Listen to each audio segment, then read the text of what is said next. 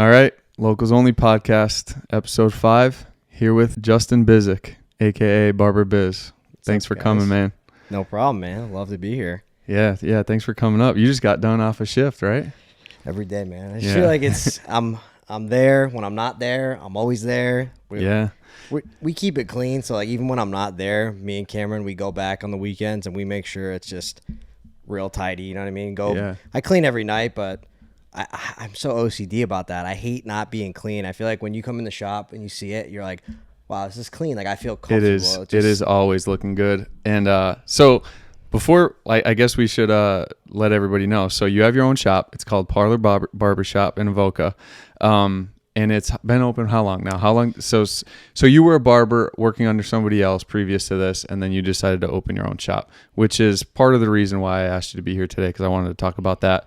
But give us the rundown on that. So yeah, I worked for 8 years at the barbershop and company in Dixon City, and May 15th was the first day we opened. We worked on it for a couple months. We started in like March. It needed a lot of cosmetics, you know. Mm-hmm. My dad, he's a contractor, so we went in there, just demoed that place up, tidied it up, made it look good. And yeah, it's been since May 15th, so we're getting close to a year. Yeah. I mean, it's awesome. I mean, just the freedom of my schedule, my time now. I can spend more time with family, mm-hmm.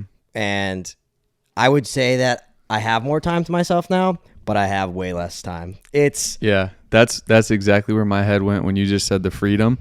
I think that's a common misconception about owning your own business and entrepreneurship is people think that you get this certain level of like working less or something like that.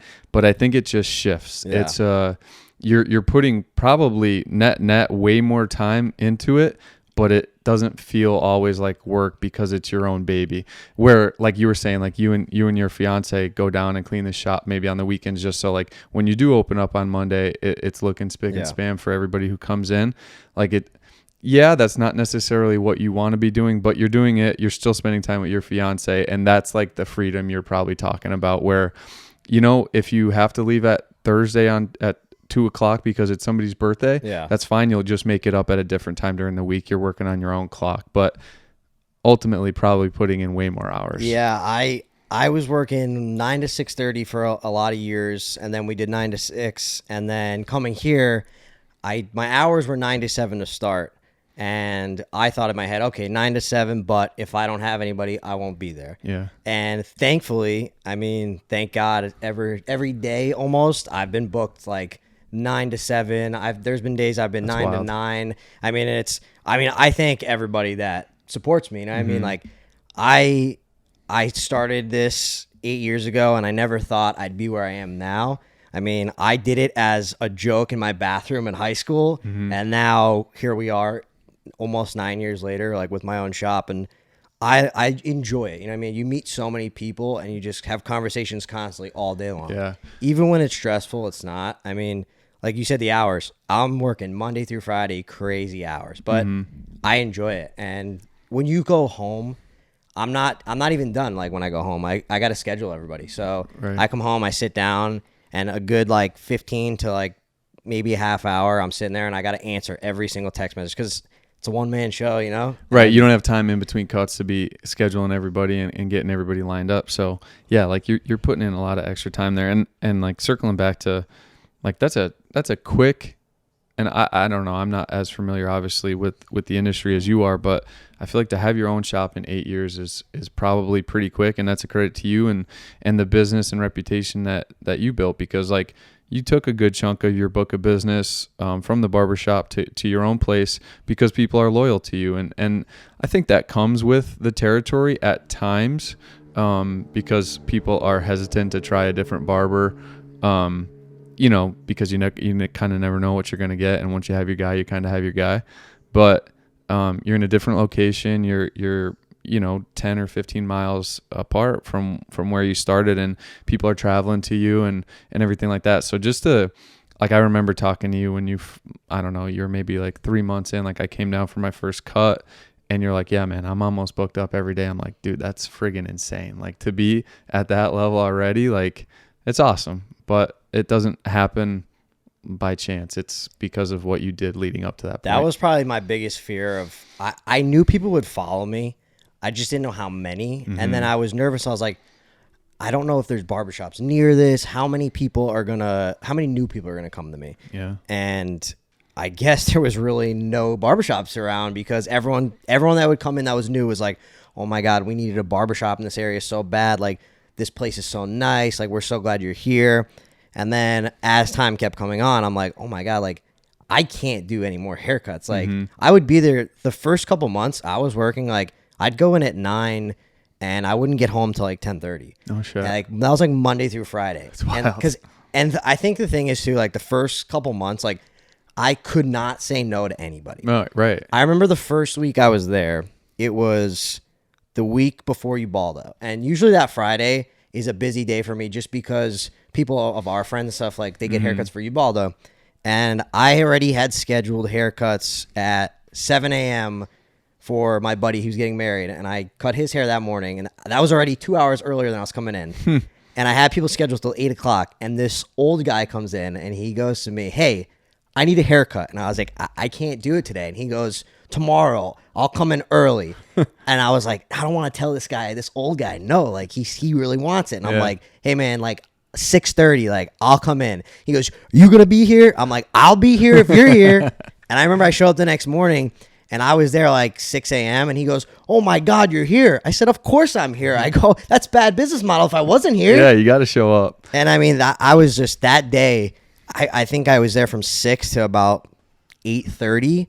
And then I went to the beer tent that night and I was like, man, it feels great. Yeah. Like, I didn't feel stressed or tired. It was just, I put all that effort in and like that, everything was for me. Like, right. And that's the difference, how we were talking earlier with entrepreneurship. Like, if you're just doing it, like, you're obviously still going to get paid for those 10 or 12 hours that you put in when you're working for somebody else, but it hits different when it's for yourself. it's very rewarding. Yeah. Like, when I sit down on the weekends, like Friday night, when I finally sit down, I'm like, yeah, that was nice. Like, but I mean, you got to put the work in. That's really what it comes down to. I wanted to ask you about that, like how you just gave that story with the old guy, and like how much emphasis or thought are you putting into the first impression that you're giving people, especially opening a new shop where you might have more walk-ins than you were getting before, or new faces, because the barber industry is unlike anything else. Like we said earlier, like, people are afraid to change barbers. So if you're getting somebody for the first time who's 45 years old, like, if you do it well the first time, you literally might have them until they're 85. Like, if you're still working and they're still around, they could be a potential customer for 40 or 30 years, whatever it is. So like, how much does that go through your mind? So with me, I mean, like, with new people, like, I'm never like trying to seek out new people and be like, hey, come to me. I'm very just like, this is who I am. This is my business. If you want me, like, I'm going to give you the best experience I can, the best haircut I can. Most of the time, I would say 90% of the time, a new person is recommendation from somebody I know. So like, they already know, all right, I trust them. Look, they have a nice haircut. I'm going to go to this place. Other times, that's almost the first thing I ask everybody that comes in. If I've never seen them before, how'd you hear about me? Friend, I saw you driving by, whatever. Good data point to have. And then the second question I always ask people, I don't know why a lot of people don't ask this. I say, where did you go before? And I want to know why they changed. I want to know if they didn't like the haircut. They didn't like the experience. Yeah. I would say, this is hilarious to me, but recently, about, I would say 60 to 70% of these like younger clients that have been coming into me, I asked them why they changed, and their last barber, you got arrested. Really? And I was like, I promise you, I'm not going to get arrested. Well, you better not. I mean, I know you got a Nashville trip coming up, a little bachelor party soon, so you better be on your best behavior down there. We'll see. I'm going to bring enough cash to get bailed out. That's all. Yeah. That was the one request from Beyonce. She goes, I don't care what you do. Don't get arrested. Don't get arrested. I said, there's 5 of us. I don't know. I can't promise anything, but keep your nose clean down there. We were talking. So I was just in for a haircut like 2 weeks ago. So we were talking about it, but Nashville is just the shit, man. Like, anybody who hasn't gone, please go. Like, early spring, it's like the weather's beautiful. Anytime in the summer or like fall is nice too, obviously. But like I was like getting so jealous just hearing about you talking about it, and I'm like, damn, I might go down and just make a little trip. Man, we'll be there. I mean, I've never been there. I've heard so many good stories from it. I mean, from you, from other friends. My one buddy Vic, he's my groomsman. He's been there a couple of times. He just keeps telling me how great it is. Yeah. And I mean, I love that style, like that. How it's like that Western hippie like vibe. Like I love that. Yeah. And yeah, that's right up your alley. All those bars, like everyone's like, oh, I don't know if I would like that country. And I'm like, I've heard so many. It's club music, rap, like it's everything. It's just a good vibe. It's changed so much. Like even like from the first time I went until the most recent time, like so I've been there like 5 times now, and like the first time it was definitely just more country heavy, but obviously with it becoming such a tourist heavy place, like there's so many more mixed wants from the people there. But that is the nice thing about it, because like when you're walking down the street, like primarily you are going to hear country music. But the nice thing is a large majority of the bars have 3 levels. So on the first and second level, you're probably going to have like some of the best country music you've heard live in a while. And then on the 3rd floor, in some places, it's like a time warp. Like you go into a completely different atmosphere. Like you could, not necessarily a club scene, but like there's a DJ, it's open. There's garage doors always on the 3rd level, open to the like Main Street or Broadway or whatever it is there. And it's just like the best atmosphere ever. It's I always say it's like impossible to not have fun there. If you go to Nashville and don't have fun, it's a you problem. If I come back and I tell you I didn't have fun, I think you should just get a new barber. Yeah, I must be the worst, man. That might be the reason to leave. No, you're gonna have a blast. When are you going again? We're going April 18th to 21st. Oh, nice. We're gonna drive down. I was just texting my buddy about renting a car. Yeah, really not that bad of a price. So I mean, there's only like 12 hours. Yeah, too, 12 right? hours I think. Yeah, and if you could split up the ride and shit. Yeah, we'll leave real late Wednesday night, like Thursday early morning, something like that. And there's 5 of us, so yeah, you break it up a couple hours. My hours bachelor each. party. I'm hoping I don't have to drive. Yeah, you but kick back we'll in see, the back we'll seat. see. If you get a van, just get the 3rd row to yourself. Oh, definitely. Yeah. I like that we're gonna take the truck, because I mean, I'm not a big flyer. Yeah. That's like one of my things. Like I do it, but like I don't really love it. If you could drive. Yeah, if I could drive, like I always say this, and people think I'm crazy. If there was a way to drive to Europe, I would definitely try it. Really? Yeah, I just don't like flying. Something about not having my feet on the ground and not being in control. Yeah. I know that they say it's the safest way of travel, but you're going down. You know? Yeah. I don't know about that. I know. That's true. I guess, yeah, not being in control is tough. But yeah, I kind of think like that sometimes. And I'm, like you said, it's statistically, I'm like, you don't hear about too many plane crashes anymore. You don't. Knock on wood. Yeah, right. I got one coming up myself, so knock on wood there. But Cameron is like same thing. Like she doesn't like flying, so when we get on a plane, she's like real stressed out. Really? I could see it. She's like, and I'm like gripping the she's armrest. Like, put the headphones in. She's like real nervous. She's looking at me, grab my hand, and I'm like, yeah, it's gonna be cool. And I look the other way, and I'm like, oh, please don't die. Yeah, just mumbling under your breath. We were just in Florida for my sister's wedding, and when we went down, she accidentally messed up the seating. So I'm sitting in front of her, and she's sitting behind me. We're not in the same row. So she's looking at the things. I'm going, where's the seats? Where's the seats? She goes, it was like 6A and like 7A and or something like that. And I was like, Cameron, those are 2 different rows. And she's like, oh my God. I felt bad because I knew that she genuinely messed up, and if I was going to get mad, she needs you to grip onto. Yeah. So she's sitting behind me. I'm sitting next to this big dude. He literally gets in. He's like, I'm a big snorer, just so you know. It's 6 a.m. My flight got canceled. Thanks, I had buddy. to change my flight to 6 a.m. to Philly. So we left at 1:30 in the morning. I drove down. I'm dead tired. Yeah. Last thing I want to do is be next to this guy snoring. This lady next to me, she's fine, whatever. She's behind me. I couldn't see her. I just was like, hey, love you. Like, text her. Like, she's like, text me during the flight. I'm like, airplane mode. She's like, oh, yeah, I forgot. So she's sitting there, and it's probably like, I don't know, 2-hour flight. We get off the plane. She goes, that was the worst flight ever. I'm like, really? I'm like, I didn't say it was the worst, but I didn't sleep. And she's like, the kid next to me the whole time. She goes, guess what he was doing? I'm like, I don't know what. She goes, he was rolling blunts. Shut up. I was like, how? I'm like, are you serious? I was like, not tobacco. She's like, no, marijuana. It smelled. I'm Holy like, shit. I'm like, how did he get that on the plane? She goes, I don't know. But I was so like ready to say something. I was like, you should have been like, I'm a cop. Yeah. Like, just mess with him. Just mess with him. Like, And Be he like, was I'm in not the gonna say aisle. anything, but you need to put that shit away. I was surprised when she said that. I was Dude, like, that's insane. crazy. I wonder how old he was. He was Like young? under 20 for sure. Really? Yeah, like he looked under 20. Dude, just rolling blunts on an airplane is like How? Like, teleporting back to 1965 Yeah. or something. the good times, you know? The Like, good days. We miss those. I don't understand how he did it, but like, I mean, props to him. yeah, But that's fucking insane. that's wild. But That's I mean, crazy. So yeah, if it was able to, I like to drive. Yeah, I don't blame you. Especially like you said, like when you got when you're traveling with like one or two people, it's tough sometimes driving. But like when you're with 5 guys, it's like just a hang sesh for 10 hours. Oh, like, yeah. you're just shooting the shit. It's not that bad. I was just with my mom like an hour ago. She stopped by the shop and she was talking to me about it. And my dad's like, "Oh, it's a really straight drive, real boring." I'm like, "Yeah, but I'm gonna be with like 5 of my boys. Like, Yeah. it's just a road trip. Like, Yeah. I'm gonna be vibing." The only bad part is the ride home. The ride home. A Yep. little different than going down. You got all that anticipation going down, and then probably That's gonna going to be be a in rough shape. 99 come Sunday. bottles of beer on the wall. That's gonna be the way home. Yeah, that'll be tough. Yeah, but Nashville's the shit, man. Everybody, so many country artists now like have cool, like warranted cool bars down there, and everybody's going to them. But I always thought like you got to hit Tootsie's. It's like one of the only staples I was gonna left. say, what do you think like is the best places to go? Or? It gets packed because it is like one of the staples, and it's right on the corner. It's a purple building, like you'll never miss it. Insider tip actually. So we were there for a bachelor party, and there was a whole bunch of us.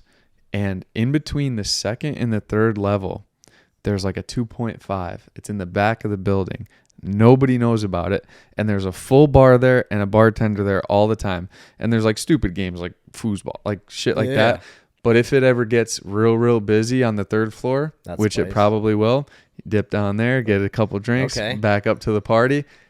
You'll find it. You might get a couple FaceTimes from me down there. Yeah. We'll hook it up. But basically, if you're on the third floor and you're looking at the stage, so the third floor like very much just feels like a garage. It's got like plywood walls, like everybody's written on them and everything, and then a big long bar, but it's pretty skinny for Nashville. And then there's a deck out to the front of the building. So the stage is to the back of the building on the third floor, and it kind of feels like somewhere you shouldn't be able to go. So if you're looking at the stage and if you go down, there's a handful of steps to the left side. It kind of bumps up with the end of the bar. That's how you get to the 2.5 level. And we had a day down there. It was the best, like lifesaver. Because we got there a little late. It was already jammed. So we just like turned it on down there. And then like went back up to the party. Is that like perfect. Would you say that's a place like go at night or like early in the day, or like doesn't really matter? It doesn't really matter. Nashville, it's like it doesn't. Anytime after like 2, you're good anywhere. It's probably gonna be real busy at night, but it's like I think it's a good day spot because like you might hit it on the third level where it's not too busy and you could really just like enjoy it and like have the garage doors open and everything, and it'll be sweet. And then like the Jason Aldean bars and the Kid Rock bars and shit like that, they're fun at night because they get rowdy. We got our Airbnb is actually right on Main Street, Broadway. Oh yeah, and I think it's like right across the street from Aldean's. That's dangerous. Because I saw it. I was getting one that close is hard. Dude, and you want to know what the crazy part about is? Let me look it up on my thing. It was the cheapest. Really? My cousin was like reading the reviews. And I was like, "They bad?" And he goes, "No, they seem good." There's 5 of us, 5 beds. Everyone's getting a bed. Yeah. Like, all you need is a place to put your head. Yeah, like I'm just. You're gonna spend the entire day on Broadway because it's very much like a brunch scene. Go out, get boozed up early. Like you're not gonna spend too much time in the Airbnb. So as long as it's decent, no bed bugs, you're all right.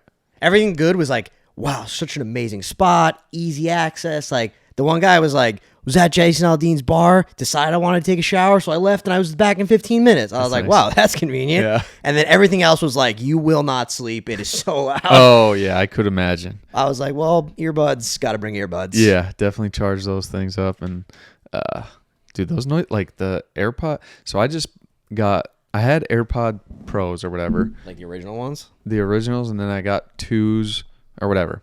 So I got like one of the most recent ones. So I think the 2s are better than the 3s in my opinion. But regardless, when I most recently upgraded, and I put it on like the true noise cancellation modes, because there's like noise cancellation mode, adaptive, which basically like picks up if you start talking to somebody, it'll like dim your volume of whatever you might be listening to, and like it kind of like is aware of your surroundings. And then just normal like transparency mode, where if you want to hear anything that's going on around you and just have like some like podcast playing in the background or something, you could. Anyway, dude, the noise cancellation mode on like the most recent ones is like the craziest thing I've ever experienced. I was listening to a podcast on a treadmill the other day, and like I couldn't even hear my feet like hitting the treadmill, or like literally like no motor noise from the treadmill. No, like the gym music was so loud, it drowned out everything. It was like I really got in the zone. I'm like, these are the shit. I have the original ones, and I do feel like when I on the plane, I'm watching a movie, and like I could hear everybody. Like I was hearing that guy snore. Yeah, it's annoying. And I was like, I have this blasting right now. Yeah. Like I remember I was watching Sons of Anarchy, like motorcycles revving, and this guy's, and I'm like, dude, like his snore is louder than the engine. I'm like, was that the engine or was that his snore? Yeah, they're wild, man. Like it's worth an upgrade. I actually put my old ones through the wash on accident. I left them in my pocket, and so I had to go buy a new pair, and it was like a blessing in disguise because they're so much better. Game changer. What do you think about those new those like goggle things? I'm like pessimistic on. I think they're cool inherently in and of themselves, but I'm pessimistic for the future because like I see the writing on the wall where everybody's just living like life Wall-E through movie, goggles. Dude. Yeah, and I'm just like, it's so sick what they could do. Like it's so impressive, but I'm just so concerned that like people are gonna fall into this trap and like truly live in an artificial reality forever. I just saw it was like, I don't know if it was a meme, but it was definitely real. This kid was literally, he had them on and he was in a Tesla and it was driving itself and he was just like this, and I'm like this is not good. I know. Like, it's just... I do want to watch a movie on them because when you like, I saw this guy take him on the plane and he did it and like everything went to the movie. I'm like, that's wild. Like, I do want to try that. I don't know what they cost. I will never pay whatever they cost. I want to say they're like $2,800 or $3,200 or something like that. Oh my god, yeah, never mind. I'm not buying those. Yeah, they're Best Buy credit card. Pricey deal for sure. But yeah, like they probably have the similar concept just visually instead of audibly, like with the pass-through mode, because I know like the intent of them is to be able to just throw a screen up in front of you and also still see like if somebody throws a ball at you, like you're still going to see it coming. But they probably have like the inverse of that, where like if you are on a plane, like you could just feel like you're in a movie theater and like be completely surrounded. Which like, yeah, time and place, like they're probably pretty cool. I don't know. It's like slippery slope. I hate that shit. It's dangerous, man. I feel like I wish we can go backwards. Me too. Like, and it sucks. Like, I always tell people, I'm like, I hate technology. I hate my phone. I hate social media. And like, I say that, people are like, what are you talking about? You're all over it. Like, I have to be. I am, but I have to be. And like, I was the worst. Like, I was the worst growing up. Like, I was the selfie kid. Like, I'm not that guy anymore. I'm not that guy. We were just learning on the fly. It's not our fault. I say all the time, and my grandma used to say it all the time. She told me I was an old soul, and I would love to have grown up like literally any time from like the 50s to the 90s. I think I could have vibed so hard. It's like just a simpler time. Like, yeah, less to worry about for sure, and yeah, just like being in the moment a bit more. I agree, and I kind of had this conversation a couple times. Like Pryl and I touched on it. But I think like I treat it very much as a tool anymore. Like, don't get me wrong, I still use it for pleasure as well. But I am more so viewing it as like a business tool than anything else anymore for me. Just because like, man, it's just like so easy to go down the rabbit hole and you don't realize like you're burning up so much of your life on just scrolling mindlessly. And outside of that, I think creatively, and not even creatively, just humans in general, I think you have to be bored sometimes. And since 2012, nobody's bored anymore. Yeah. Ever. Like you never just sit on your bed. Like if you're like say 13 or 14 years old, Like, you never just sit on your bed until you're so bored that you just get up and go to your neighbor's house because you can't take it anymore. But like in that 30 minutes, like you might think about some things that you need to think about.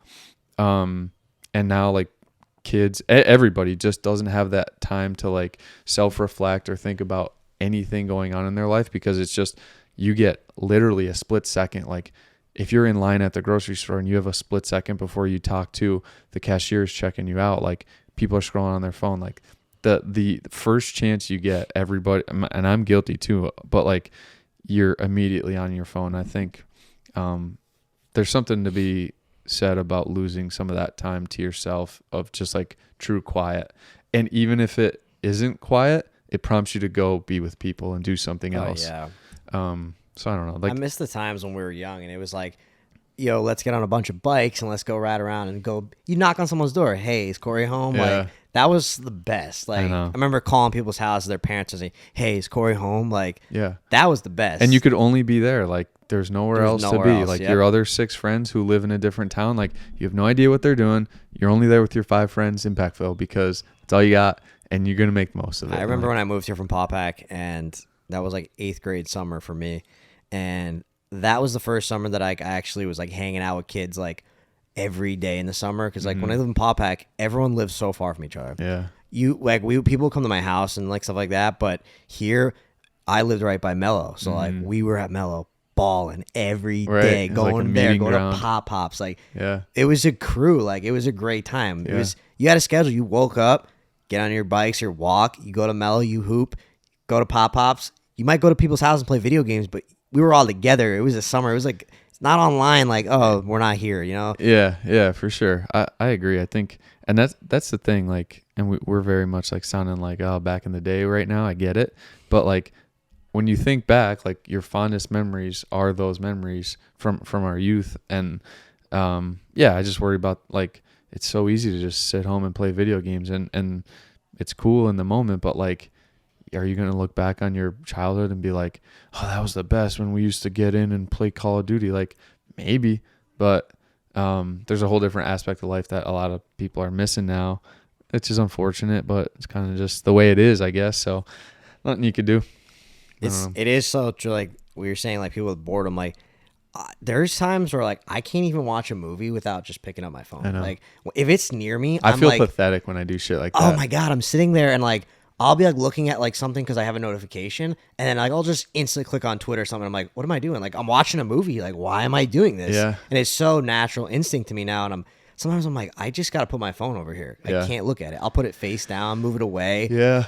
I know that's the move. It's like, it's crazy that it takes that long, like for us to realize that, but like, trying to do some of that stuff myself, like just leave your phone in the car or leave your phone in the other room and just like kind of be present and stuff. I've always been good, with like friends. Like I rarely, like, because I'm hanging out with a lot of them at once, especially, like I've never felt inclined to like pull out my phone and scroll while I'm hanging out with my friends. Like it's just, I feel like it's rude, number one, and just like, what else am I gonna, like, this is what I was waiting to do today. Like I don't need to go on Facebook to see stupid shit. I do agree. I don't think I really pull my phone out that much. Like if we're like, oh yeah, what's the score of the game, something like that. But I do this though, and I do think it's rude, and I need to stop it, because I just had this conversation with Cameron. When we go out to dinner, I'm always checking my phone for like, what's the score of the game or something like that. And we were just talking about this the other day, and I do realize that it's so bad. Like I need to not do that. Yeah. So like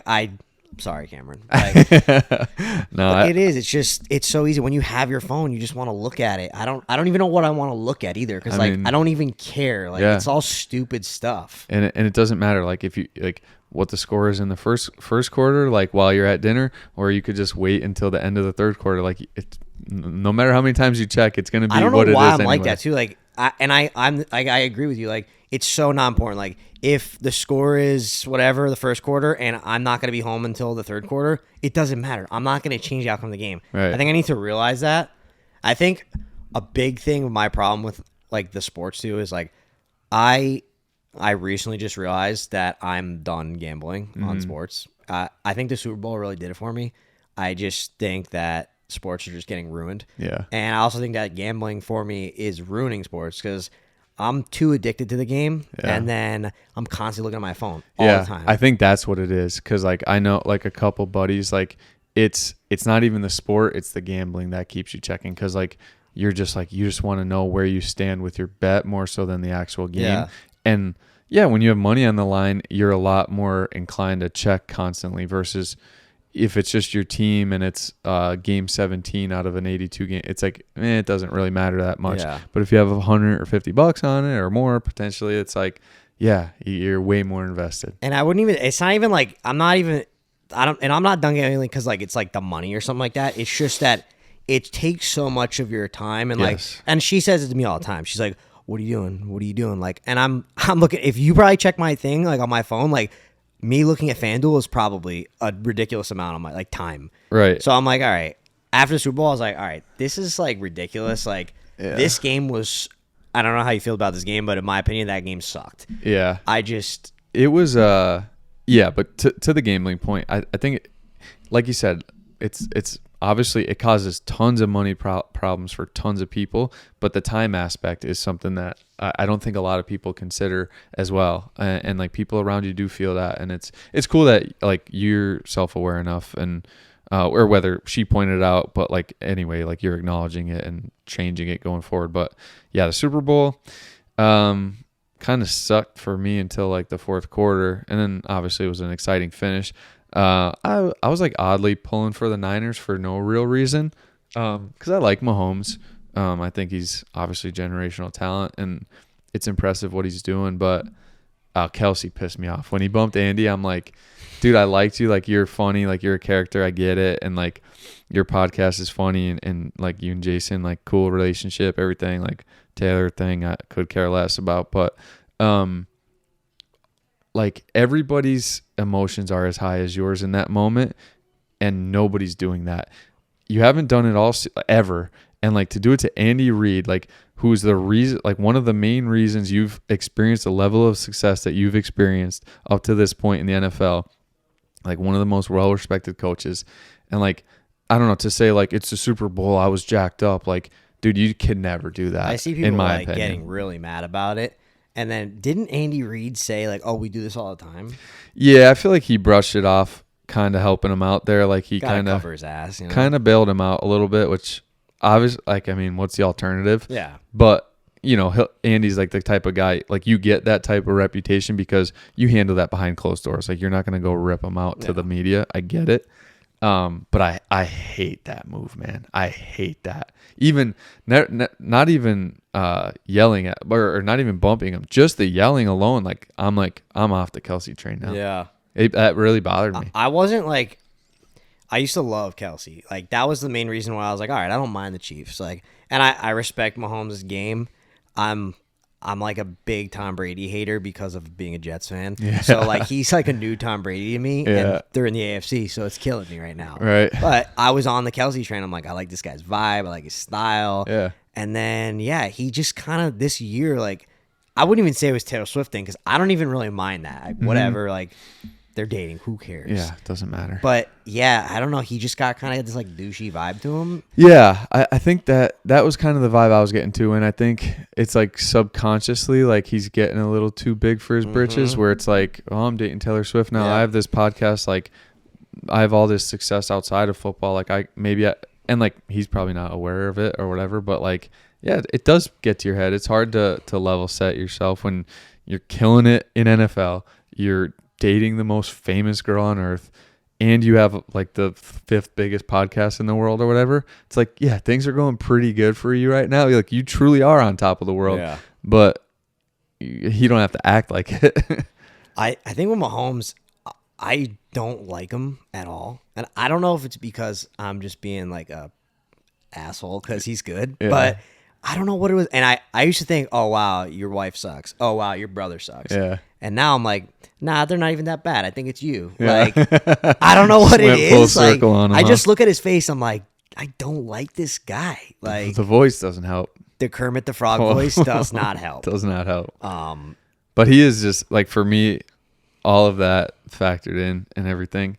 He's just so goddamn good that like I can't not respect it. Like that's how I was with Brady. Like obviously a Steelers fan, like didn't play him as often as the Jets, but still met him a lot, especially like in the Steelers' heyday while like the Patriots were cooking. And it's just hard not to respect him. It's so hard to be that good in the NFL consistently that it's just like, God damn, like it's just so impressive that it outweighs it for me. Yeah, definitely respect it. And I mean, obviously Brady, I mean, how can you, I can't not respect him. You know, I mean, I'm a sports guy. I respect it. I respect Mahomes. It's the hardest thing for me to say as a Jets fan, but yeah, I do respect him. It's so cool seeing how like, so like the last few years of Brady's career, like everybody like tried to paint him into this like picture of like a psychopath who like doesn't eat tomatoes because they're a nightshade and like all this shit and like that he was doing with his body. And okay, like if you want to perform in the NFL at 45 and you're not a freak athlete, like you have to do those things. Like it truly does keep you healthy. So like I never knocked it, but like now it's like now that he's out and like really, really removed, I feel like he's just becoming such a bro on the internet. Like everybody's starting to realize like he's the shit. Like he's chugging beers at golf tournaments, like duffing drives like off the tee box and just like becoming way more relatable. It's been cool seeing that evolution. I think he starts next year on Fox too, right? Yeah. How about that? How much? Dude, I think they said that his contract for that is more than like his money he's made in the NFL. Yeah. I was like, I could be wrong here. I feel like 10-year 350. Yeah, I was gonna say like that. I was gonna say it was over 250. I don't know how much more. Yeah, I could be wrong, but that would it was a big number. We'd have to call in Chris Benedict. He would definitely know. He would know, yeah, for sure. Yeah, it's been cool seeing him though. It's wild that like 8 years into Mahomes' career, like he's flirting with greatness already. It's crazy that it's been 8 years. I know. Time flies. Like I remember when he was just sitting behind he was Alex Smith, right? Yeah. Still? Yeah. And now he's just cooking. Just for that one season, right? Behind Alex? Yeah, just one season. Yeah. At this point, it's like how do you not bet on them to win the Super Bowl every year beforehand? I know. Especially like with this year. Like it kind of I know their defense was significantly better this year than other years, but like that offense didn't have that much going for him, and like not even like all. His connection with Kelsey was different this year. It seemed like everything was off. And he still middle of the friggin' season, did it. I was like, "Is this team not going to make the playoffs?" Yeah. Like they got beat by the Broncos twice, I think. Right? Yeah. They lost to the Raiders. I think the Packers beat up on them. Mm-hmm. Jets should have beat them. Bad call. I was just like, this team doesn't look good. And Kelsey was having, I thought he was just all in the the Taylor Swift era, like couldn't pay attention. I'm like, he's having a horrible year. Mm-hmm. Like people were drafting him top 3 in fantasy in like every one of my leagues. I'm like 3. Yeah.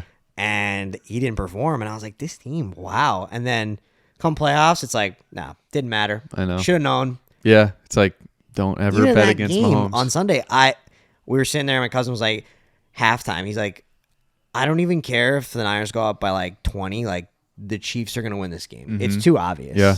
And I was like, once I got to overtime, I'm like, oh God, like here we go again. Like then they kick the field goal. It's like, all right, it's over. Like well, they're going to go down. What do you think score. about that whole thing about the Niners players saying, "Oh, we didn't know the rules"? That's insane. Like you're getting paid millions and millions and millions of dollars. Like that's on you. Okay, if you didn't know the rules, don't make it seem like you're making yourself sound like a friggin' moron. Yeah. Like there's a handful of there's a shit ton of things that you need to know, but like you sound like an idiot not knowing that. Like you got everything on the line. Like you're going to compete for. You need to know the rules. Regardless of what the rules are, don't let them score. Like right. It doesn't change. It's not an excuse. You're gonna approach things the same exact way regardless. The old rules, regardless of what the new rules are, the old rules were if they didn't score a touchdown, the Chiefs would have had the opportunity. Right. So you already know, got to hold them to a field goal, otherwise they win. Right. So I don't know what you're like. There's no leg excuse. To stand like you there. didn't. That was a horrible excuse for them. Yeah, I would just. Yeah, you just gotta kind of bypass that interview question. Just be like, yeah, it doesn't matter. You know? I read something like one of the players. I don't know if it was the kicker or the punter who was like the Chiefs guy. He was like, yeah, we studied it every single night before the playoffs. We knew I'm like, it's pretty simple. Yeah. I mean, I didn't know, but not my job to know. I forgot until that day because I kept like the whole playoffs. I'm like, damn, how are none of these games going to overtime? Like one of them have to go to overtime. Yeah. And of course it was a Super Bowl. The script is, but fix was in. The fix was in, man. And I was like, I'm like, oh wait, I'm like, they both get a chance. It was sort of like college rules. It's not like back and forth. They both have to kick and stuff, but they both get the opportunity to score. You know what we were talking about? Like nobody knew, was the time capped for the Chiefs once they got the ball? Like, did they have to play like that, like when there was 2 minutes left, like it was the end of the game, or did they get continuation to like a second overtime as long as they were still possessing the ball? We were talking about that because I thought the same thing. I thought, oh my God, they have 2 minutes to score. They're the Chiefs. They're going to do it anyway. Yeah. But no, well, they got the ball with they so much time, and it ended up like, I think they got it with like 7.5 or 8, but then it was like, holy shit, they actually went to like might a minute run out of time. 46 was like the last thing. Yeah, it was really close. But yeah, no, what I think they said it right before they scored too, like the play before. They're like, oh, there's 2 halves to the overtime. Yeah. So like even if they didn't score, there was going to be another half. Yeah. So they would have had the time. I know. It wasn't, obviously they scored, it was over, but I know. Chiefs are the Chiefs, man. They're going to. Chiefs are the Chiefs. Mahomes is going to do it. This is what it's going to be for a while too, probably. I'm not looking forward to it. I know. Yeah, so circling back to the business and everything, and I know you mentioned earlier how you kind of just started it like messing around in high school, cutting hair and everything. Like at what point did you decide like, you know what, I'm going to make a career out of this and it's going to be my profession going forward? And like, I don't even know, like what do you have to do? Like, do you have to go to barber school? You could do barber school or you can apprentice. Okay. I got an apprenticeship there. I was going to that barbershop for a while, and I was just like, hey, I want to learn how to cut hair. And he was like, all right, yeah, I'll take you in. Cool. When I decided, I was messing around. I kept just cutting people's hair in my bathroom as a joke. You know, they were definitely not good haircuts at the time. And I remember somehow. I was getting to graduation time, and I did not know what I wanted to do. I was... D's got degrees in high school. I didn't do well in high school. And I'm a very social person. So I was very good with people. And I was like, I don't know what I want to do. I said to my mom, I'm like, everyone's going to Temple. And I was like, Mom, I'm going to go to Temple. She's like, you're not going to Temple. And she was like, you want to go to school? You stay local. Like, my mom's old school, like 100% Italian from New York. Like, she's like, you're not leaving under my roof. You know what I mean? So I was like, I don't want to go to school around here. I don't even know what I want to go to school for. Right. I was just going to party. Like, that's all I wanted to do. Yeah. So. And like, you kind of just fall into the trap of like going by default and then like figure it out when you get there, I guess. Like, yeah. When I was like really young, I used to tell my mom, I want to be an Army guy. I want to be an Army guy. That's what, when I was little, I thought I wanted to like join the Army. And it wasn't something like through high school that I was like, I want to do this. I kind of just like fell off of it. But then when she said like, you like whatever with school, I was like, man, what do I want to do? And I love structure. Like, I feel like that's weird for me to say because I'm really just like a do whatever kind of guy. But I need to know that I have something going on. Yeah. Because then I feel like, all right, this is my plan. I got it. Right. And my cousin, he was in the Marines. I knew a bunch of people that were military, and I was like, Mom, I think I want to do like military. And my mom was like, if you want to die, I'll kill you myself. So that was off the table right there. So I think after that, I was like, I want to cut hair, I guess. Because my mom was like, you do that all the time. You like it. Like, why don't you do that? Yeah. So I was like, all right, well, let's see. So I asked him. He took me in, and I started cutting hair like, I think it was like 5 to 7 days after I graduated. No shit. Everyone went to senior week. I had no money. My mom didn't know what senior week was, and she was like, you're not going and drinking. So I didn't go to senior week. I was working. Damn. That's pretty wild. I didn't realize that like it was that quick. It was fast. Yeah. So you went the apprenticeship route. Yeah. And how long's that? So it's like 1,250 hours, I believe. Damn. It's like usually about a year. It takes like, if they say 6 to 9 months, if you're really busting. I don't really know. We kept track of it, but like to a T, I don't remember. It was like I was there. I know that when I started there, my old boss, Larry, he said that he apprenticed people before, and people would come. They'd come in the shop. You'd watch. You're supposed to, like, I was watching what he was doing. I was on a mannequin. I'd cut like some of my buddies every once in a while. And he said a lot of people would come in that he apprenticed, and like they'd be there for like an hour, 2 hours, and they would leave. I was getting there the time they opened and staying the whole day. I was like, I didn't even know it was an option to leave. I was like, I thought I was supposed to be here all day long. Yeah. So he was like, which maybe was a good thing. You get it over with definitely. A lot faster. He told me that like he knew that like I was someone who was going to do well. Like it just came to me kind of naturally. And I feel like I've always been a driven person. Like if I like something, I love it. and I'm going to put 100% into it. Yeah.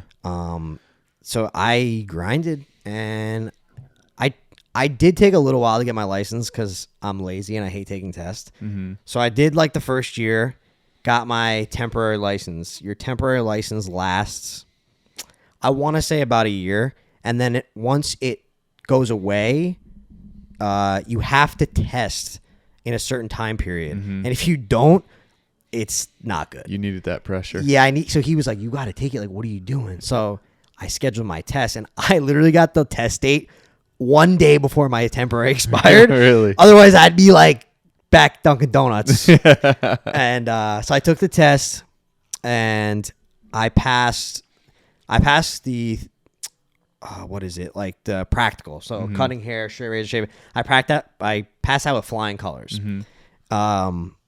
Before that, I had to take a written test, and I was sweating a little bit before that too because I had failed that twice. Mm-hmm. It was like a 250 multiple choice test. Damn, really? And I studied so hard, right? The first time I take it, I was like, oh man, I'm definitely going to pass. Failed it. It doesn't tell you when you, like, what you get on the test when you pass it. It just says pass. Mm-hmm. So the first time, I think you have to get a 70 to pass it. Mm-hmm. The first time I got like a 67, I'm like, oh my God. Yeah, it's a matter of like points. 4 questions. That's or it. 5 And I was questions. so mad. So I rescheduled it for a week later. I take the test. The questions were completely different. Really? I was like, how Dude, am I that's gonna? a lot of questions. A lot of questions. There was maybe 50 questions that were the same. Had to be 200 different questions. Jesus. So right there, failed that one again. I think I got a 69 on that one. That was a gut puncher. Yeah, that's brutal. Took it my third time about 2 weeks later. Literally, when I went in on that one, I was just filling in the blanks. Mm-hmm. I was like, I don't know. Yeah. I don't know at this point. I'm like, I don't care. I thought I was done. I thought I was going to not be a barber at that point. So I'm Really? done taking tests. Like, I can't do this anymore. That's crazy. Finish the test. I go outside. The lady goes, congratulations, you passed. I'm like, oh my God, really? I'm like, I thought I failed that one the worst. So I walked out of there, smile on my face, call my mom, call my fiance. I was like, I passed. Let's go. Oh, nice. Time to celebrate a little bit. It was...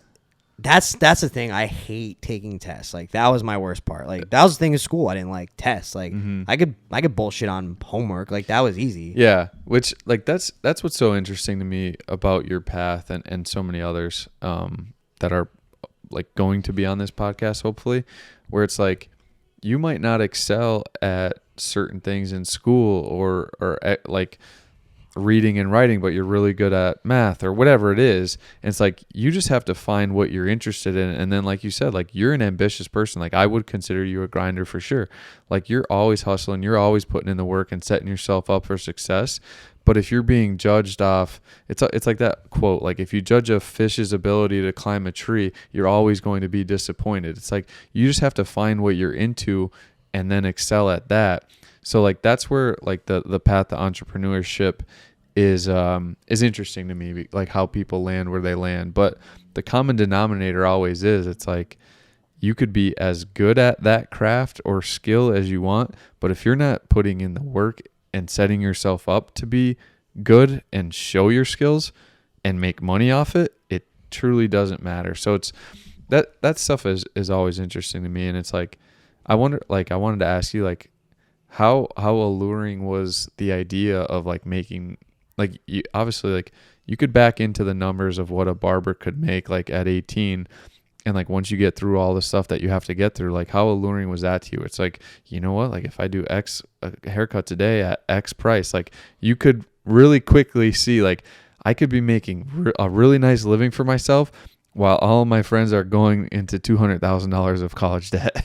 Yeah, that was a big thing for me. Like, I mean, all my boys, like, I feel bad for you with the debt. Like, you're gonna get through it. I'm rooting for you guys. You're good. But not having debt is amazing. Like, yeah.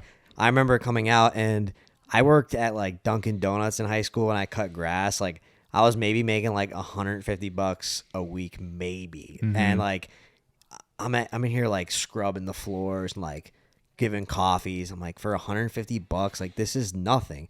I start cutting hair and I make $150 in a day as, like, a young 18-year-old kid. I'm like, oh my God. Yeah. On one day. It's like money, like, you've never seen before. Oh my God. Like, I thought I was a millionaire. I remember, like, so the year after I graduated, I ended up going to the beach with my boys, like to Ocean City, Maryland. That was the first time I had like money, and like I remember I had like it was like I don't know $300 to the room. I'm like, yeah, nothing. Here, take it. Yeah. I think I had like $1,000 cash with me, and I'm like, I'm rich. Like I got the booze. Like I'll pay for everything. Like I think that was like my mindset when I first started having money. I was always like, I'll take care of it. Like let me get it. I got when it. you're I young. felt so rich. Like, Yeah. and now looking back on it, I was not rich at all. Yeah. Very poor actually. It's all relative though. It's money you've never seen up to that point, and It's a continuous growth. You know what I mean? There's always growth to be made. You know, there's endless money to be made in this world. And I think a lot of people don't realize that. I mean, I look at it, I'm never scared to spend money or to lose money because of the type of person I am. You know, like I will work as hard as I can if I'm able to make as much money as I can. I always tell my fiance this. I'm like, listen, you do your job and enjoy it and make the money you make. You don't have to worry about anything ever. Like I am going to make sure figure it out that we're one going to way or figure it the out. other. I really live by like life is too short to be poor. And I'm not trying to say that in like an asshole way. It's just there's so many things you could do with money, and I think people think money is the root of all evil. And I do agree with that, but money is so important. Like being poor is a root of a lot of evil too. Oh my God, yeah. Like, people go to some shitty places and desperate things. places and do some wild shit when they're poor. And it's understandable when you're in that situation to do some of that stuff when you need to put food on the table. But at the same time, like it's usually because you didn't do the things up front to set yourself up. So, like you said, it's not a bad thing to be ambitious and want to make money. It's how you treat people once you have it and what you do with it. I don't think there's anything bad about it at all. And it gives a level of comfortability where you don't have to, once you reach a certain level of money or wealth, I think, there's just this weight that comes off your shoulder. Like when you don't have to stress constantly about certain bills and you know they're going to be taken care of because you put in that work or are willing to continue to put in that work, that you can't put a value on that. Yeah. And then everything after that is kind of just gravy. So if you want to treat yourself to a nicer truck or put wheels on your truck or whatever, like the thing, or like go on a nice vacation, yeah, like the people who are in less advantageous positions might look at you and think you're being ridiculous or like trying to flex or this or that. But it's like, yeah, but I put in the work for it. So like, who are you to knock it? It's like, I'm not doing this so I could feel superior to anybody else. It's just a byproduct of like treating yourself and like reaping the rewards of the work that you put in. So yeah, like, I don't know. Like I struggle with that mindset at times, like crabs in a bucket, just reaching up and trying to pull you back down. I think, it's a shitty mindset. Those individuals or groups of people should probably look inward instead of upward. I think that there's just people are so judgmental nowadays, and they're this guy's got all this money, or this guy's all that money, like what an asshole or something like that. Like you don't know what people do with their money. You know what I mean? Like right. I do work hard for my money. I'd like to say I have a decent amount of money. I do a lot of stuff for other people. Like I'm always willing to donate. I'm willing to do stuff for the church, do stuff for every time I see someone on the street, I give them $20 or I give them money. Like I'm right, always but trying to help because you're not people. going around broadcasting that, because that's disgusting. Like when people do that, it's like, yeah, like you said, people don't know, but people are just quick to judge. And it's like, I don't know, it doesn't matter. Like it's just worry about yourself for the most part. But so then just talking about how I think we're cut from the same cloth in this regard, where it's like, kind of like the journey is the destination. Like becoming is better than being. Yeah. Is I think what I heard that recently, and it kind of resonated with me. I think it's more fun and fulfilling creating and getting to the goals than actually reaching them and enjoying the success that we're talking about. Like, I think both you and I would get more fulfillment out of opening the barbershop or hosting an event or starting a brand rather than being 4 years established and doing well in it. I think that the first few successes that you get, where it's like, this is your first day that you had a full book of business and everybody showed up to their appointment and you didn't have 1/2 hour to yourself, that feels better than kicking back after year 5 and being like, yeah, this thing's going well. I think that's the ambitious mindset in us, and that kind of like, so like leads me to question like, what's next for you? Because I know like you said, like you could see how much money you could make as a standalone barber in your own shop, but at some point there is an upper limit on that unless you continue to raise prices and people don't fall off, stuff like that. But at the same time, like you want to, be a somewhat affordable cut for people in the area and everything like that. So like, do you have any plans in the future of either like bringing more barbers in and working under you, or opening like a second shop or anything like that? Yeah. So, I mean, I definitely have a goal. I don't know what my time frame is for the goal. I mean, I would say it's like a less than 10-year plan, but the sooner the better. Mm-hmm. I mean, my goal is to open another shop no less than the next 2 years. I mean, I want to get through the wedding this year, get through all that, do the honeymoon, and then go from there. But I definitely want to open another shop. It's just finding barbers to work for you. I don't know. Because like that's probably the hardest part. Like you have proof of concept now, but it's only you. So maintaining the same level of, or what people could expect from Barbershop 2, like Parlor Barbershop 2, in terms of cleanliness when they walk in the door, and the vibe and the music and the just like the drinks being available, and then like the conversation with the cut, and even if like you have to wait 10 minutes while the next person's getting cut, like the chill between like the 3 people, that all weighs into it. So like, yeah, like maintaining the culture that you've created for yourself, obviously you have to have your thumb on the pulse of all that, but yeah, like I said, like you have proof of concept that's just scaling up now. I have a high standard for sure, and that's like everything in my life. I try to, it's just the way I live, and I don't expect people to be exactly like me or do exactly as I do, but I want them to follow the way that I run my business, because I feel like people like the way I run my business. People like coming to the shop. They love talking. Like, it's a good atmosphere, and the problem is, and I wouldn't even say it's a lack of good barbers that I see. It's a lack of barbers in general. Like, I don't know many barbers, like, and it's not we're not in a big city. So like, we're in a small area. Like, I mean, I'm going to have people come to me, I'm sure, but it's definitely going to be a process, and it's going to be a trust thing. Cause like I said before, these people, they don't have barbers because they're going to jail. That's the last thing I want people working for me, Right. I don't want people stealing from me or something like that. Like, I just want to have a good business, and I want it to have, it's going to have my name on it. So it's going to reflect on me. Yeah. But the goal is obviously to make more money, and with more money comes more time for myself. Because right now I work Monday through Friday, an occasional Saturday. I'm working all of 10 to 12 hours a day. That's great now. Can't do it forever. Yeah. Once I have kids, I'm not doing that. Like, right. And that's why I'm trying to put the work in now. Yeah.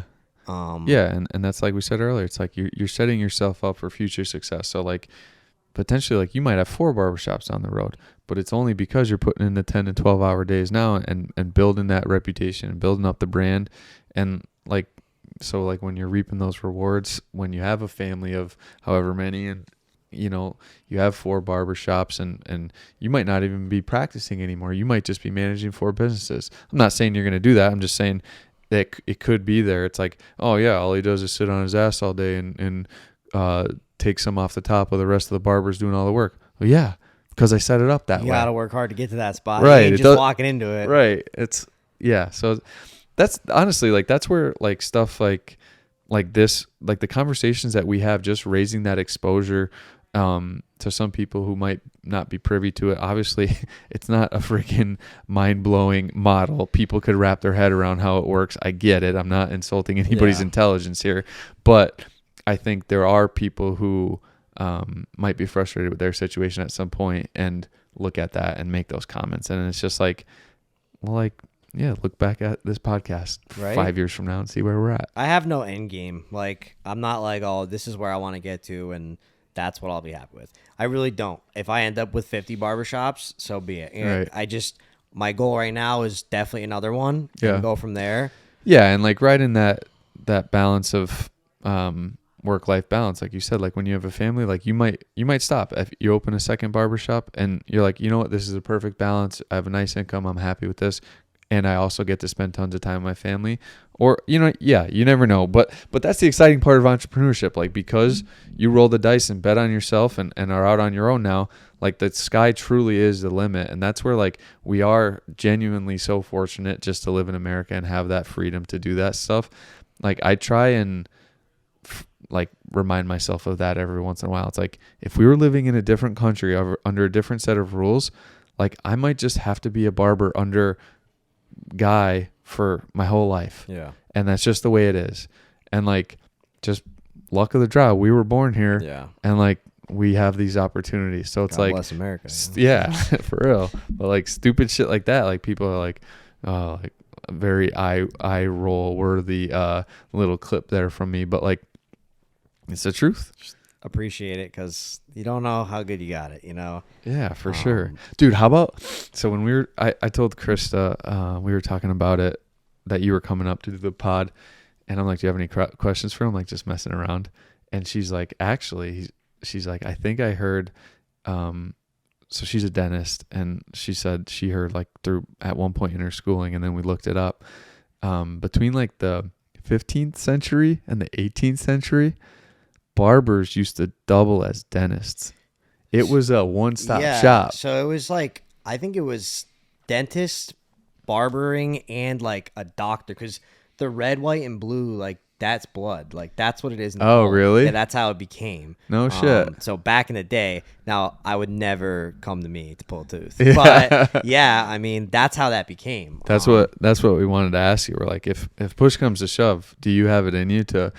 Well, I looked it up then, and what it said, they pulled teeth, gave haircuts, obviously, and also like minor amputations. Like, you got that in you or no? Man, maybe Wouldn't do like well. Skin tag or something, maybe, but that's about it. Freeze that bastard off. Do you want to know something crazy? Actually, so, my dad was born in Yugoslavia, so I'm technically like I'm Serbian Croatian. Mm-hmm. The first clippers, I looked it up randomly because someone said it to me, and the first like set of clippers were actually created in Serbia.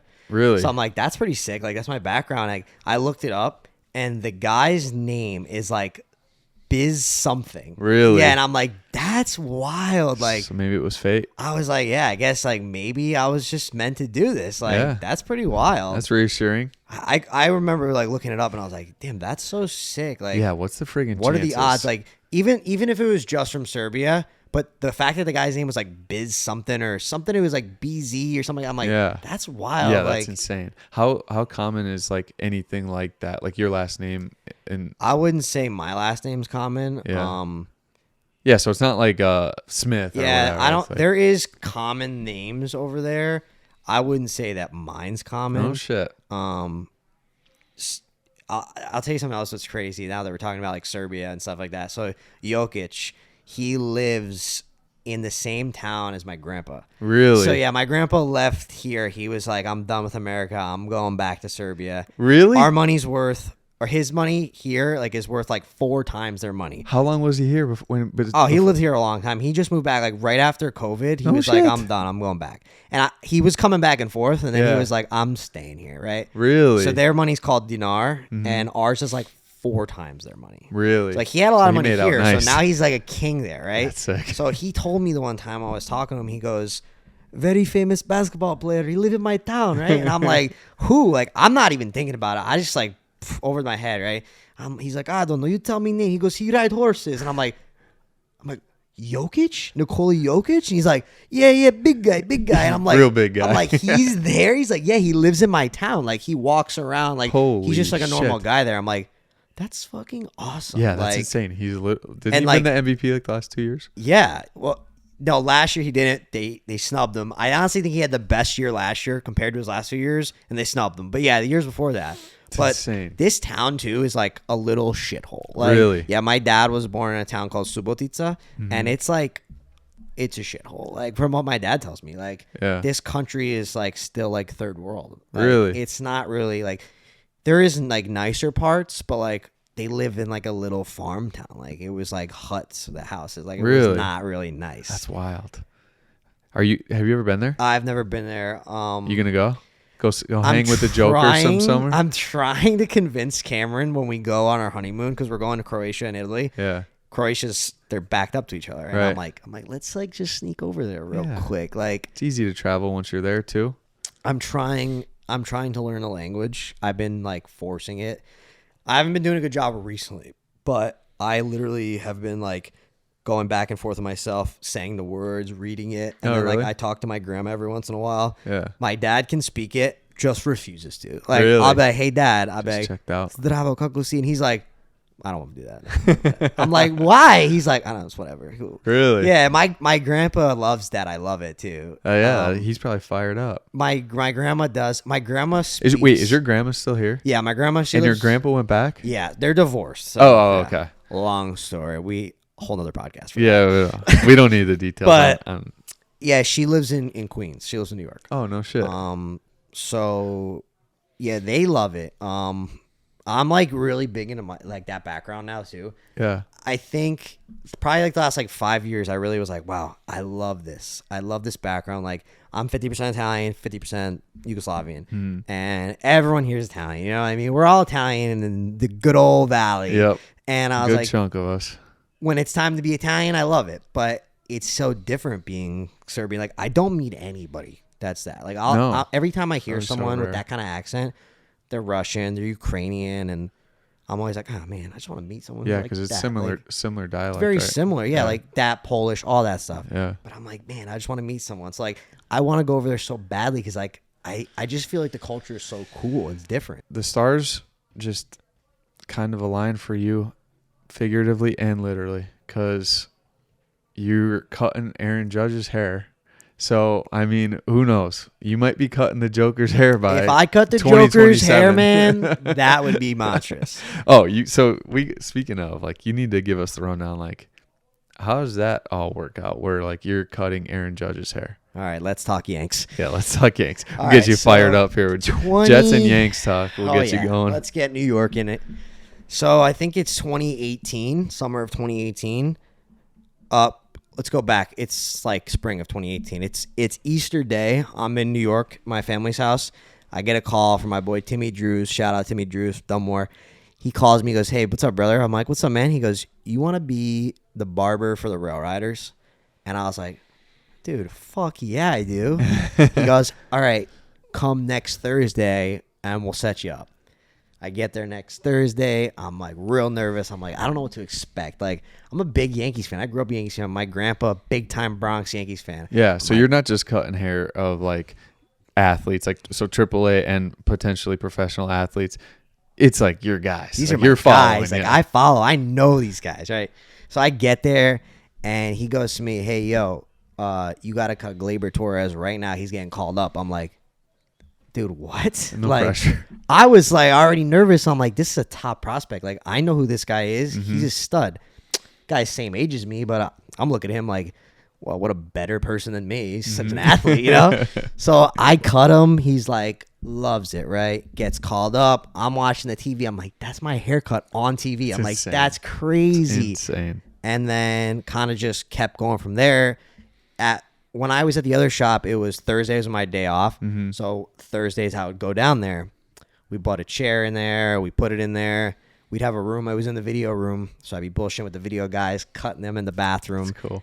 And it just kept going from there. And then every year, someone would still be on the team. There'd be new guys. They'd be like, yo, I need a barber. Who's the barber? And they'd be like, Biz is the barber. Barber Biz. So it just kept going. And it was awesome. And the clubhouse manager at the time was Mike Machaco. He is Nina's guy. His family owns Nina's. Oh, okay. He owns Buddy Clark's, and he owns I'm gonna be horrible. He's gonna kill me for not remembering what the name of it is. Fork and Bowl. Oh, really? Yeah. So oh, no Mike shit. owns Fork and Bowl. Oh, you know, somebody just said that to me the other day, and I had no idea that they were in on all of those. Yeah. So shout out to my boy Mike Good, Machado. Fork and Bowl is a good spot. Buddy Clark's is a great bar. It's popping, dude. It's awesome. So they redid it probably like a year and a half ago, maybe something like that. And it's the best. Like, it's a great just local bar. And then Fork and Bowl is like the perfect place. Like, I get so mad actually because there's so many nights I want it, and they close at 5. Oh, really? And like I'll leave Browns and Clark Summit, and I'm like, like I'll go downtown real quick, get a bowl, and they're closed at like 5 or 6, and I'm always late, and that's my fault. Like, I could order ahead or whatever, but yeah, I love it there. It's so good. So he was the clubhouse manager, and what a great. I mean, he was awesome. He's a local guy. He's the more guy. He's like, oh, local guys is great. And I guess what they used to do is they would have just random people constantly coming in, and they'd be like, we don't like them. Yeah, like, you need some not a good consistency. person. Like, they had a guy coming in there charging them like $70, and I was like, what? Like, that's a lot of money. I mean, I'd love to take that, but yeah, if you know baseball, like, those guys don't make that much money. Yeah. Like, Not there's even some guys that are making 30, 40 grand a year. Like, if you don't get a big signing bonus, right. They don't have $70 to throw around for a haircut. Most of them have jobs in the off season. Right. So they have to. I was surprised. I'm like, nah. So when I go to when I go there, still to this day, and they ask me how much it is, I go, you just pay me whatever you want, man. Like, it's an honor to just be here and cut athletes. Like, this is just extra for me. This is awesome. You know what I mean? And I never want them to feel like I'm just the barber. You know what I mean? Like, I want them to be like, yo, that's my boy. Like, Biz, my guy. Yeah. Like, because when you take money from people, it just feels weird. You know, even from friends, like, you're like, I don't ever want to charge someone too much. Like, but it's your career. Bad. Like, you gotta get yours, and the inverse of that is like, I'm gonna pay either way. I'd much rather pay you than somebody else. I feel the same way.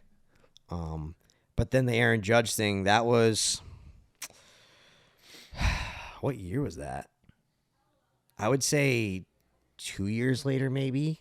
And I get a call from Tyler Wade at like 11 o'clock at night on a Wednesday. He's like, yo, what up, Biz? I'm like, what's good? He goes, yo, Judgy's in. He needs a cut. I told him you're the guy. I'm like, I am the guy.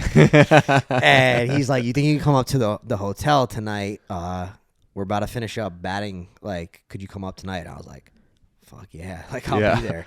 So I remember I called my fiance. I was like, hey, listen, I got to run to the shop and grab my stuff. Aaron Judge needs a haircut. I'm going up to the hotel. Yeah, I'm going to be late. What? And I was like, yeah, I got to go. So I told my mom, and he's like, I'll call you as soon as the time to come. So I get ready. I'm sitting there. I'm waiting. I don't hear anything. I'm like, oh, fuck. Like, they don't need. So I'm like, well, what happened, right? So he's like, he calls me like, yo, sorry. Like, something came up. Got out late. Like, I'll hit you up tomorrow. Definitely need to cut. I'm like, dude, I'm not going to cut his hair. Like, this is fuck. Like, what the hell? And I had work the next day. So I was like, oh, shit. Like, I don't know if he's going to let me leave, right? I'm cutting, and I'm like, hey, like, I don't know if I'm going to, but I might need to leave today. Judge needs to cut. Like, they told me they were going to call me. Calls me at like noon. He's like, yo, come up in like an hour. And I was like, all right, cool. I told my boss. He's like, yeah, go up. Like, cool. I get up there. I'm sitting around. I'm waiting, and I'm with Timmy Drews, and he's like, yo, just come chill with me in the batting cage. Like, we'll just wait till they get there. I'm there, and the pitching coach goes, hey, you want to just swing the bat for me for a little bit? I need to, like, warm up my arm. I'm like, you want me to swing the bat right now? I'm like, I got to cut Aaron Judge's hair in an hour. So I'm there. I'm taking BP, hanging out. That's insane. And finally, Judge comes rolling in, daps me up. He's like, I heard you're the guy, man. I'm like, I'm the guy if you want me to be the guy, bro. Yeah, that's sick. Everyone kept saying to me, like, yo, are you real nervous? I'm like, to cut his hair? They were like, yeah. I'm like, not really. I'm like, I'm pumped up, but like, the cutting the hair is not the problem. Like, I don't want to sound like an idiot talking to him. Right. It's just like a normal, like, meeting a famous person. Like, you're just trying to be cool, but also, like, show how much you like them. Yeah. My biggest fear is I'm the size of Altuve. So you've seen that picture before. Yeah. I was like, oh, shit. Like, he dwarfed you a little bit. But no, he sat down in the chair, and I was like, oh, all right. Like, not even like I thought I was going to be like this. And, like, it was fine. We literally talked about, it was like me and you talking right now. Really? He was the coolest guy. Like, we talked about Game of Thrones. We talked about Stranger Things. We were talking about where he was from. Yeah, like, he seems like a real normal, like, down to earth dude, bro. Like, that's awesome. That week, I used to play Fortnite with a lot of those guys. And that week I ripped a little Fortnite with them, and I was like, really? That's sick. Yeah. That's real sick. I used to play, Aaron Hicks was on all the time, and Timmy was like boys with Hicks. So we'd be on all the time. Frazier, all those guys. Really? Like, just ripped. They loved Fortnite too. Crazy. And at the time, Fortnite was popping, so we were on all the time. And it was cool to be like, yeah, I'm playing Fortnite with the Yanks, bro. Yeah. And you're just in with them at that point then. Like, you put a lot of faith in a barber. Like you pretty much just boys then. Now they know me now. I would say they know me around the system. Like a lot of guys in the majors right now, some of my guys, like Clark Schmidt, my boy. Yeah. Higgy just got traded, but that was my guy. I mean, I've cut Glaber, I've cut Judge, just a handful of guys, honestly, in the system at this point. Like, yeah, it's so sick. Nestor, my boy, Nasty Nestor. I mean, just real good dudes. I remember the first year I was there, like, they were all just so nice, and they treated me like a boy, and that's what I wanted. I wanted them to be like homies, you know what I mean? Like, yeah. And I was giving them Barber Biz gear. I'm like, yo, just take it, like it's cool. Hell yeah. They loved it too. Sweet. They were, you love when you get free shit, and especially if it's cool. And they were like, I would see them post on Instagram with the shirts on and shit, and they'd be like, Barber Biz. And I'm like, that's so sick. Yeah, I thought it was so cool. Yeah, well, it's just like the way you went in there, like you could tell, like you're just like the same way you're saying, like they were just normal guys, like you're just a normal guy coming in. Like if you came in as a different guy, I would just be like, yeah, come in and get your cut and be gone. Like, but like you're gonna make a relationship with them. Like you said, you're in the right profession. You're a social guy, cool guy. Like you always got stories, always got good shit to talk about. So yeah, it's a no brainer, dude. And like I was thinking about it. There's something. So like I feel like, again, I've only done a handful of podcasts at this point, but like you do create a different level of relationship having a podcast with somebody, because it's so rare to sit down with somebody for like an hour and a half and just talk, really, like how we were saying, with no distractions, no phones, no nothing. Like we're just talking. So, and then I was thinking about it. I'm like, getting a cut is like a mini podcast, a little one. Yeah. Like it's like a little 20 or 35 minute podcast. And, which leads me to my next question. You've cut so many heads at this point. Like somebody has had to spill some wild shit to you while sitting in the chair. Dude, I need like the wildest shit you've ever heard. I'm gonna tell you the somebody. wildest thing. Let's hear I it. have it on top of my head. You're gonna be like, what the hell? Like, I think we should just cut it out. Dude, I'm cutting this guy at the old barbershop, right? And I'm like, oh, hey man, how's your day going? He's like, oh, it's good, man. I got court tomorrow. I'm like, oh, that's crazy, man. Like, hope everything's good. He's like, yeah, they're accusing me of child pornography or child something. And I'm like, oh God, what? I'm like, you just told me that? Yeah. And I was just trying to play don't it off even cool want to because touch I'm like, you right I'm now. like, I don't even want to know the next thing. Like, yeah. He told me that, and I instantly like was like, I gotta get this guy out of the fucking chair. Yeah. Like, what the fuck are you talking about? Cut his ear and send him on his way. Instantly, I was like, you know when you feel like everything just shifts down? Yeah. I felt sick. I'm like, I don't even want to cut this guy. Yeah, like, because that's like disgusting. the like, nastiest shit. What is your problem, bro? He told me that, and I was like, get the fuck. I finished his haircut. Probably the fastest haircut I ever did. Really? Popped him out of there, and I was like, okay, please, never again. Dude, and like that just says like so much. Like if he's just willing to blurt that out, how would you have that confidence to just tell a random dude that? Like, what the fuck? I don't know what I would do. Dudes, I think the thing is, I am like the cheapest therapist you can get. Yeah. And the people that come in and tell me their like love life and shit. Oh, I bet. And I'm like, they're telling me like, because they've been holding that in for 2 weeks. And they just want to tell me somebody. so bad. Yeah. And they tell me, and I'm like, I don't have the answers for you, man. Yeah. I wish I did. Yeah. I don't even know. I got just as many problems. We all do, man. Girls are tough. It was so many. I wish I could think of something crazy off the top of my head other than that. That stuck out because like that's the most like wild shit. Yeah, that's insane. That is insane. I don't know. I seriously don't know what I would do. I would feel inclined. I want to wash my hands like 50 times after that haircut. So disgusting. Like, cause you just imagine like this guy in his fucking basement, like doing the grossest fucking shit, dude. And like going off that with like gross, like that's another thing with cutting hair. I haven't really experienced that in the new shop, but the amount of people that were so disgusting. And I'm not trying to be mean, but like it's hygiene. Sometimes like, just take care of yourself. You know what I mean? Like. if you can afford to come get a haircut, you could probably afford to just take a shower real quick. Like, right. Especially like when you know you're going in there and like he's obviously going to be like touching your head and your hair and everything. It's like, oh, dude, just be decent. And like, you know, and like there's people that come after the gym and they're like, oh, sorry, man, I was at the gym. I'm like, yeah, it's cool, whatever. Like, you just sweating, right? Dude, there's people like you, as soon as you like touch their hair, you just feel the grease. And I'm like, oh, God. Like, the worst is the people that smell, in my opinion. Yeah, you know how close you are. You have to be close to them for a half hour. Yeah, it's not good. I'm like, brutal. I got the sea breeze. I'm just like, psh, psh, psh, psh. Yeah. Let me get that. You need a little something. Oh man, that's wild. My cousin used to, so he was an investigator for the DA, and he used to basically try and find the people who were sitting in your chair, and like he said, like eventually it just wore on him so bad. Like obviously, like somebody has to do it. Like it's good that he was like finding these people and getting them off the streets, but then like you're just exposed to this level of disgusting nature of people for so long. He's just like, I can't take it anymore. It's brutal. I would never make it doing anything like because you're just hearing the stories and like, oh man, fucking repulsive. I would say, other than that I was just saying about that guy, it's not like that crazy, but I think it's hilarious. I had this guy come in the shop one day. He was from Puerto Rico, and this is in the new shop, and he was like trying to get me to cut his hair, and I was like, I got a guy in like 20 minutes. Like I don't even know what kind of haircut you want. And he shows me. I'm like, all right, yeah, whatever, fuck it, I'll squeeze you in. Squeeze him in. He wanted like a taper. It was easy, so I'm cutting him. Doesn't speak like English. I'm going like back and forth on Google Translate. Whatever. Finish him the first time. Comes back the next time. Gets in the chair. Gets a phone call. I'm like, yeah, take it. Like, I can't talk to you anyway. We're not. Right. I don't speak Spanish. So he starts going on the phone. He's yelling, right? Like, and I love it. I love the Hispanics. They just yell. I love it. Passionate. Yeah, they're so passionate. And he's on there. He's going off. He's having a blast right now. Whoever he's talking to, they're just vibing, right? And I'm cutting his hair, and I look down, and I try. It's so hard when you're cutting someone's hair and they have their phone in their hand. I'm not trying to look at your phone, but I'm looking in that direction, so I'm gonna see. Right? This guy is scrolling just pictures of like ARs. Really? I'm like, what is this guy talking about? I'm like, I need to get the Google Translate out because I need to know.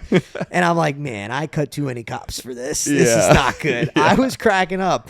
And he texted me the one time because he Google Translate, so everything's like butchered. Mm-hmm. And he goes, yo, it's the boy from Puerto Rico, Ruben. I'm like, it's my guy. I love it. I love it already. I just thought that was so funny. I'm looking. I'm like, this guy. I hope these guns are legal. I really do. Yeah, right. Like you're not trying to look, but it just hits you in the face. So and hard, it's like, man. You just pretend you don't see it and keep moving on. You want to know?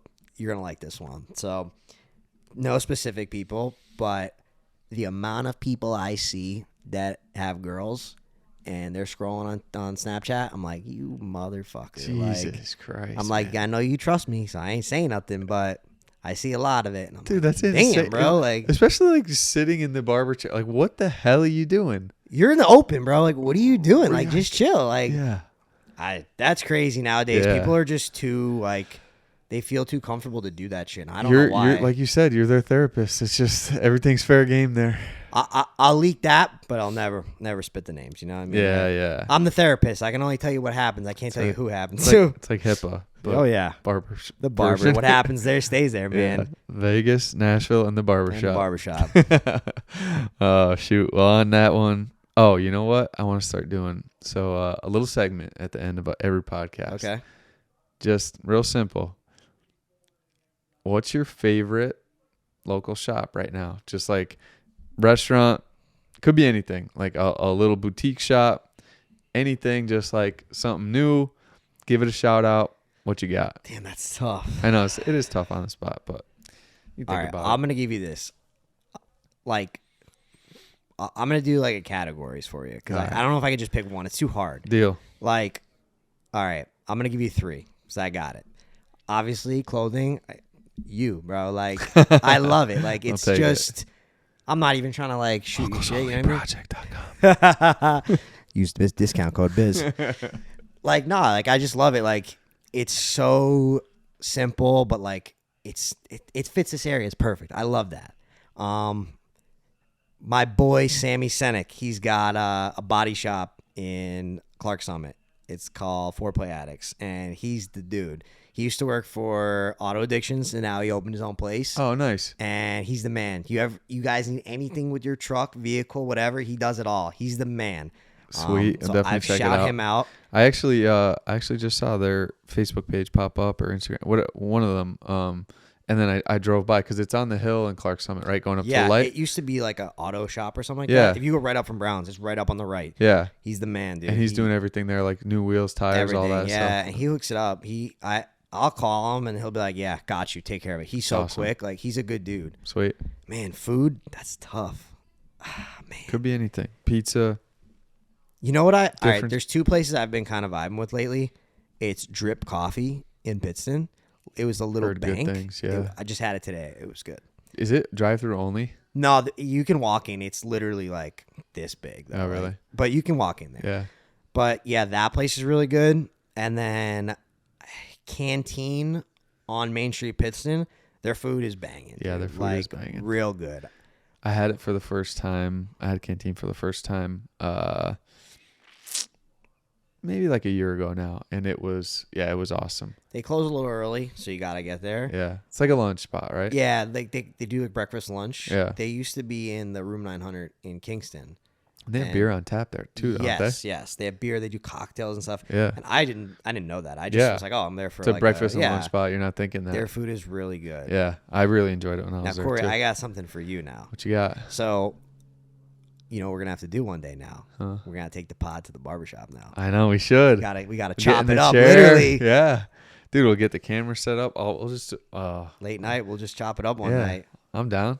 We'll Definitely, definitely bro. we'll get a couple boys in there hanging. Hell yeah, we'll get a crew, we'll get some beers, and we'll just chill. Yeah, I'll get a couple more mics. We'll shoot the shit. It'll be fun. That'd be great, bro. We gotta get this light down there, but we'll be all right. yeah. We'll Hell be all yeah. right. Cool. Well, thanks for coming up, Biz. problem, So Parlor Barbershop, in Avoca. Definitely check them out. What's the best Instagram handle to check out everything you got? Facebook, it's Parlor Barbershop NEPA. Yeah, you can go on there, DM me, Facebook DM. If you have my cell number, shoot me a text, give me a call. If I don't answer, send me a message. My number's everywhere too. Like, Yeah. I don't care. I was like on the fence about like doing a business number, and then I was like, whatever. It's So easier, my just do it all personal in one number's shot. everywhere. Just leave me a message. I'll answer you as soon as I can. Yeah. I want to get everybody in as fast as I can. So. Dude, and it's a great spot. Like you guys did a really nice job with it. It's beautiful in there. Like you said, it's always clean. It's nice. You always got drinks. You got some merch. You got some hair products available for sale, and it's you just got one chair going right now. So like you're pretty much in and out every time. It's the best. It's you got a good thing going, and like you're not even a year in, and you're already booked up. I like to So keep it personal, if you Yeah. feel better like that. yeah, for sure. So yeah, best of luck with it, and I'm sure it won't be long until we see number 2 popping up. So keep your eyes peeled. Let's keep it going, man. Hey, new merch on the way too. Hey, Let's look at go. it. Look at it. All right. Thanks again, bro. Thanks, brother. Appreciate it. Cool.